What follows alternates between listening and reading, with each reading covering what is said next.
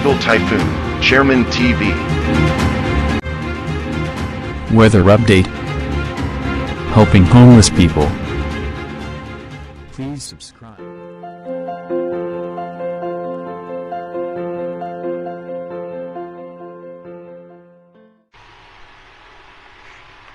Magandang umaga po. Ito po ang latest update natin ngayong araw, May 30, 2024.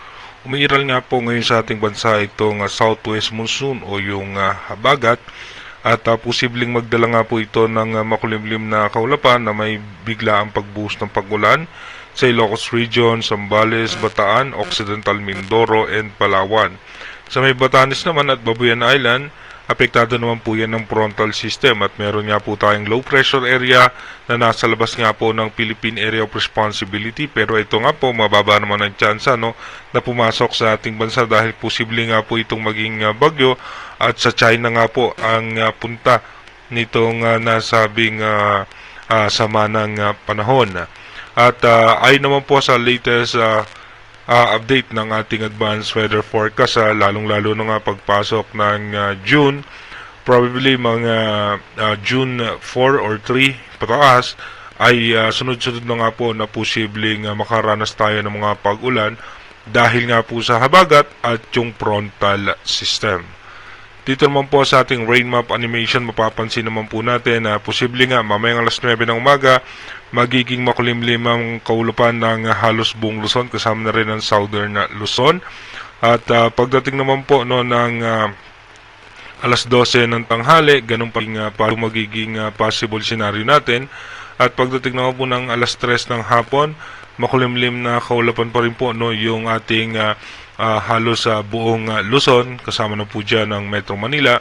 At yung low pressure area nga, may chance nga po itong mag-intensify into tropical depression as of now.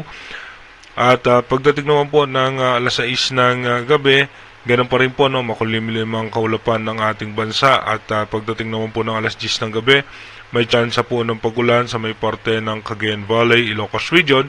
At kung mapapansin nga po natin, dahil nga po yung southwest monsoon ay hahatakin nitong sama ng panahon dito sa parte ng China, kaya posible nga po frontal system at yung maninipis na kaulapan lamang yung posibleng dumaan sa ating bansa. Yung mas malalakas na ulan ay hahatakin nga nito patungo nga po ng China.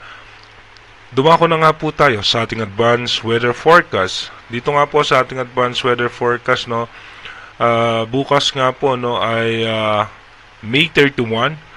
Posible nga po na makakaranas rin tayo ng mahina mga katamtamang pagulan lamang.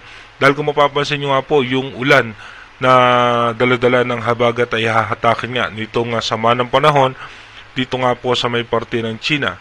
Pagpasok naman po ng June 1, ganun pa rin po. At pagdating naman po ng June 2, dito po mawawala na yung sama ng panahon sa parte ng China. At pagpasok ng June 3, dito nga po ay posible nga magkaroon na po tayo muli ng mga pagulan at magkakaroon tayo ng possible low pressure area na isa nga po sa hahatak na sa southwest monsoon o yung habagat. At pagdating naman po ng June 4, asahan na nga po natin magkakaroon na tayo ng mga sunod-sunod na pagulan, lalong-lalong na sa parte ng extreme northern Luzon. Pagdating po yan ng umaga hanggang hapon ay tuloy-tuloy nga po may mga malalakas na pagulan. Mas malalakas ang pagulan pagdating po yan ng hapon dahil sasabayan po yan ng frontal system. Pagdating naman po ng June 5, mas malalakas na pagulan o mas maraming pagulan ay posibleng maranasan nga po. At pagdating naman po ng June 6, dito po tuloy-tuloy na pagulan, yung habagat at kasabay ng frontal system. Pagdating naman po ng June 7, ganun pa rin po yung ating magiging senaryo. At pagdating ng June 8, tuloy-tuloy pa rin po tayo makakaranas ng pag-ulan. Sa ngayon nga po, wala pa naman tayo nakikitang posibleng bagyo na direktang makakapekto o tatama sa ating bansa. Puro southwest monsoon o yung habagat at frontal system ang makakaapekto sa ating bansa. Iba yung pag-ingat sa ating mga kababayan dahil posible na naman po tayo makaranas ng mga pagbaha at pagguho ng lupa. Kaya tayo po maghanda na sa mga posibilidad na pagbaha dahil nga po sa pagpasok nitong habagat. Mag-iingat po tayo palagi. God bless po sa ating lahat.